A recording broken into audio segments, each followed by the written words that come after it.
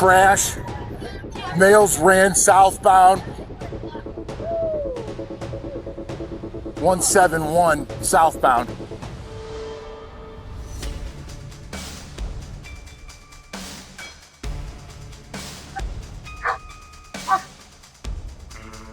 (1029) East 172, continuing eastbound. One of them's got red underwear on. He's headed north. I got a chopper in the air. You ain't going nowhere. Which way did that car go? The guy with the gun? What was he wearing? He had on white jeans, white tennis shoes. What do you mean, light blue jeans? Yeah, light blue jeans. White tennis shoes? Yeah, white tennis shoes. This part was white, and then this part was sky blue. That's the only one I had seen. On the right side? No, this whole bottom part. What was your guy when he took off running? What you picked him up at? He was laying on the ground. Because when I had turned around weird. like behind the truck. Because that's how I looked out the camera. Your truck hit? You looked out, no, I turned the truck on. But then I seen that he was on the ground. Okay. 12 to radio. The other employee saying the gentleman that shot his friend was wearing light blue jeans, white tennis shoes, and he had I believe it's a black shirt with white at the top on the right side and then light blue on the right bottom by his stomach. It was a black sweatshirt? A black sweatshirt? Yeah, said the shooter. I don't know. What shirt? What the shooter? What kind of shirt was he wearing? He had on the jacket. It was jacket. Okay. What color was the jacket? It was this top part was white. This bottom part was like a sky blue with light jeans. No black shoes. Yeah. Yeah. I'm pretty sure this might have had on black. Yeah. No, the guy who shot your friend. It was multiple ones. Give me a second. Huh? So one of them probably did have on all black. The guy who actually shot, the guy who did the shooting, you were describing to me. You said he had light blue, he had red, white here and blue. No, what was the rest of the shirt? No, it was a jacket. Okay, what was the rest of the jacket? It was white up top and it was sky blue at the bottom. Okay. He's saying the shooter had a jacket on that was white up top and light blue on the bottom. Like three. They said the other, one of the other gentlemen had all black on. What's going on? You guys got someone? Where? Brinks truck came to empty out the ATM. Uh-huh. Somebody shot the. Well, where are they at? Okay, we don't know. Brinks truck took off. Yeah, Okay. truck. Yeah, we're looking for him. Brinks truck guy shot? He got back to his. Yeah, they're saying a Brinks truck employee is shot. We're speaking to Engine 30. The people at Oak Street Health Cell, we're going to go look for him. Which way did it go? Right here, eastbound. Yeah. He's in it's a 2022, 20-23 black Dodge Durango, no license plate with 10 on the window. On August 21st, 2024, 4 armed individuals attempted to rob a Brinks armored truck in Cleveland, Ohio. A Brinks employee was shot. The suspects fled. This is the legal analysis of what followed. The primary charge here is aggravated robbery under Ohio Revised Code, Section 2911.01. That statute requires use or display of a deadly weapon during the commission of a theft offense. Both elements are met on camera. A weapon was displayed, and the target was a commercial asset, the armored truck. The shooting of the Brinks employee adds felonious assault under Ohio Revised Code Section 2903.11. That statute requires knowingly causing or attempting to cause serious physical harm with a deadly weapon. Combined, these two charges carry presumptive prison terms of 3 to 11 years, each under Ohio sentencing guidelines. The vehicle used had no license plates, not merely a traffic violation. It is evidence of premeditation, a factor courts weigh heavily in sentencing under Ohio Revised Code Section 2911.02. Premeditation does not require days of planning. Removing, identifying markers before a crime is legally sufficient to establish it.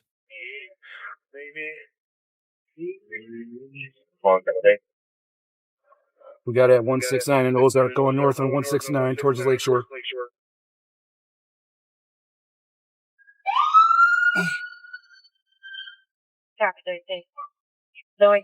Eastbound on Lakeshore. Eastbound on Lakeshore. Get permission.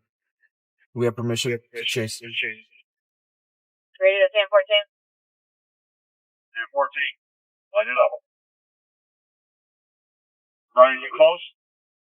Did you hit a car? Trying to get back. Where was the last team?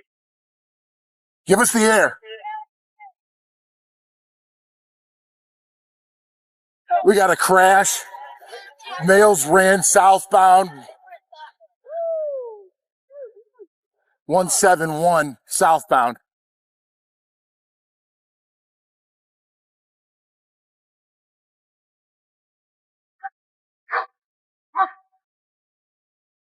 Ten 29 East 172, continuing eastbound. One of them's got red underwear on. He's headed north.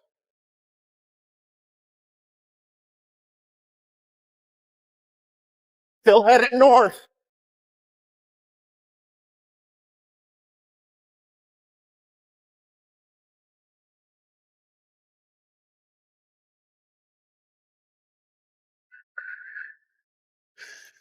He's around here somewhere.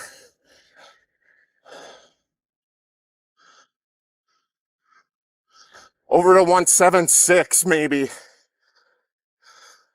And yeah, 176 and Nottingham. Get on the ground!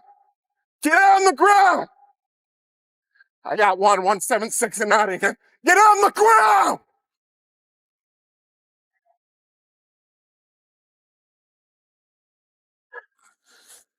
That's 1024 East 176. One to go. Try. I need cups. I got it. Palms together.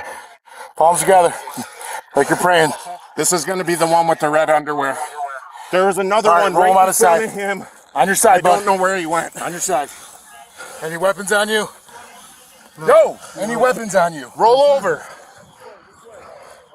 Turn over. Hey, little, sit with that car.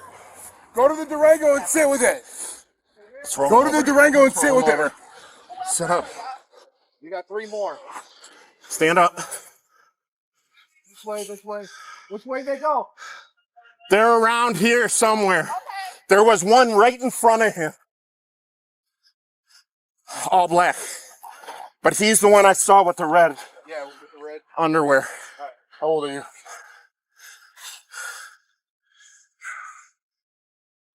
Who is the male at 1024? How old are you? Victor 89.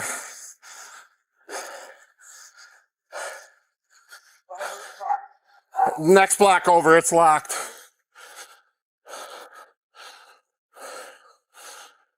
Who's at 1024? 39 or Both.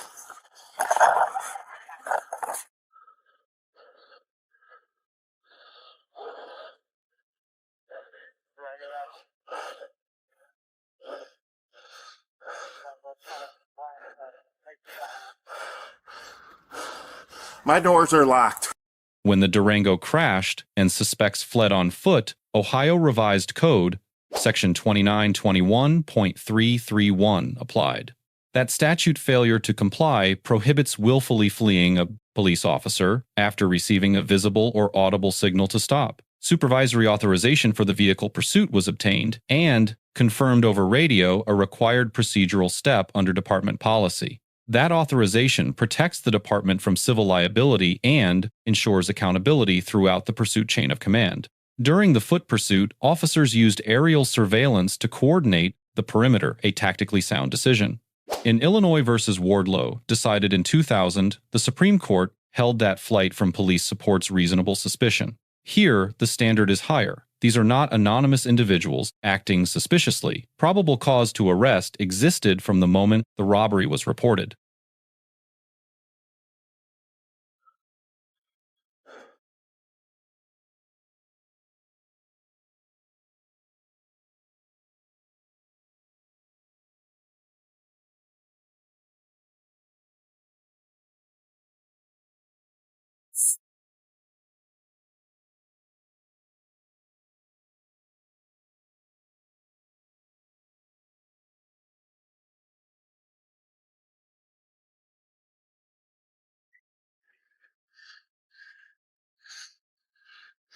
So the one in the red pants that, or the red underwear that we got at 1024 had another guy running with him.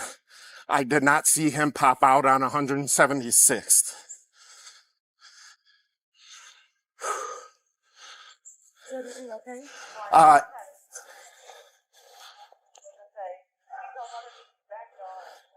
They just robbed somebody at gunpoint. 1074 East 176th. He's in that area.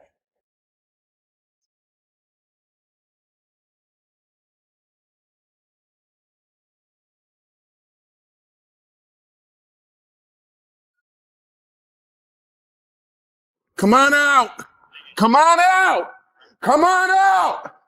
I got another one, just one north of 1024 East 176.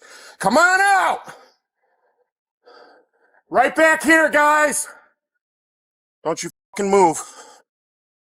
Put your hands behind your back. Right here. Right here. Yep. Alright, go around the back. He's underneath the back. I got him out here. I need cuffs.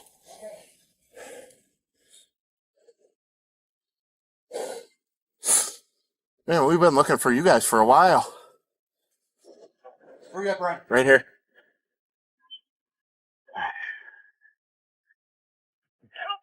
Put your hands together, the palms together like you're praying. Yeah, go to your car. Hey. All right, bud. Do you see anything under here? Roll your leg out. Roll over to your butt. I'm going to sit you up, okay? Is there anything under there? No. No pistols, nothing? I'm gonna. All right. Can you grab one of the I'm going to advise you, your Miranda rights, you have the right to remain silent. Anything you say can and will be used against you. You have the right to an attorney. If you can't afford an attorney, one will be appointed to you. Do you understand those rights? Yes. What's your name, ma'am? What's your name? All right, well, we're going to add another charge to everything that's going on, my man. Okay. Upon apprehension, an officer delivered a complete Miranda advisement, all 4 elements required by Miranda versus Arizona, 1966. Right to remain silent, use of statements against the subject, right to an attorney, appointment of counsel if unable to afford one. Every element present. Full compliance protects the prosecution's ability to use any subsequent statements as admissible evidence. When the suspect refused to identify himself, the officer correctly noted an additional charge would follow. Miranda protects the right to remain silent regarding statements, not the obligation to identify oneself after a lawful arrest. Under Ohio Revised Code Section 2921.32, refusal to identify following a lawful arrest constitutes obstruction of official business. The force used in each apprehension is evaluated under Graham versus Connor, decided by the Supreme Court in 1989. That standard requires reasonableness judged from the perspective of an officer on the scene, not in hindsight. Given the context, an armed robbery, a shooting victim, fleeing, armed suspects, verbal commands, followed by handcuffing, falls well within constitutional parameters.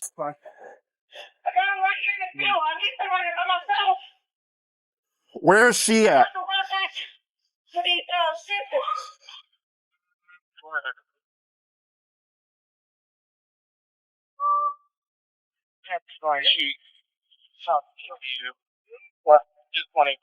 Get on the ground! Get on the ground now! Get on the ground! Get on the ground! Get on the ground now! Get on the ground! I got a chopper in the air. You ain't going nowhere. Get on the ground.